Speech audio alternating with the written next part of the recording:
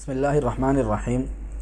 چونکہ مسلمانوں کی دو عیدیں ہیں، دو تہوار ہیں، اور دونوں تہواروں کی جو ابتدا ہے وہ عید کی نمازوں سے ہوتی ہے، اور عید کی نماز چونکہ سال میں 2 مرتبہ ہوتی ہے، اس وجہ سے ہمارے مسلمان بھائی کافی پریشان ہوتے ہیں، اور اس میں چونکہ زائد تکبیرات بھی ہوتی ہیں تو اس لیے پریشانی ہوتی ہے کہ عید کی نماز کیسے پڑھی جائے۔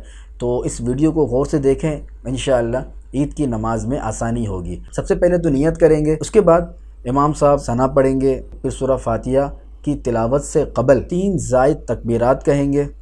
پہلی تکبیر میں ہاتھوں کو کانوں تک اٹھا کر چھوڑ دیں گے، دوسری تکبیر میں بھی ہاتھوں کو کانوں تک اٹھا کر چھوڑ دیں گے، تیسری تکبیر میں ہاتھوں کو کانوں تک اٹھا کر باندھ لیں گے۔ اب اس مرتبہ ہاتھوں کو نہیں چھوڑیں گے۔ اس کے بعد امام صاحب اپنی تلاوت کریں گے، سورہ فاتحہ اور جو سورت وہ ملانا چاہے وہ ملائیں گے، پھر رکوع سجدہ۔ اس کے بعد جب دوسری رکعت کے لیے کھڑے ہوں گے تو سب سے پہلے امام صاحب تلاوت کریں گے، سورہ فاتحہ پڑھیں گے، پھر جو سورت ملانا چاہے ساتھ میں ملائیں گے، پھر اس کے بعد زائد تکبیرات کہی جائیں گی۔ پہلی تکبیر میں ہاتھوں کو کانوں تک اٹھا کر چھوڑ دیں گے، دوسری تکبیر میں بھی ہاتھوں کو کانوں تک اٹھا کر چھوڑ دیں گے، تیسری تکبیر میں بھی ہاتھوں کو کانوں تک اٹھا کر چھوڑ دیں گے۔ یہ زائد تکبیرات ہو گئیں۔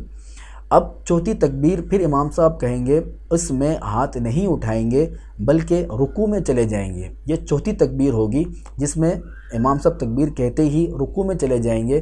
اس کے بعد باقی نماز عام نمازوں کی طرح پوری ہو جائے گی۔ عیدین کی نماز میں خطبہ جو ہے وہ نماز کے بعد ہوتا ہے، خطبہ سننا واجب ہے، اس لیے ہم نے دیکھا ہے کہ جیسی نماز ختم ہوتی ہے لوگ اٹھ کر چلے جاتے ہیں، خطبہ نہیں سنتے، اس لیے خطبہ کے سننے کا اہتمام کریں۔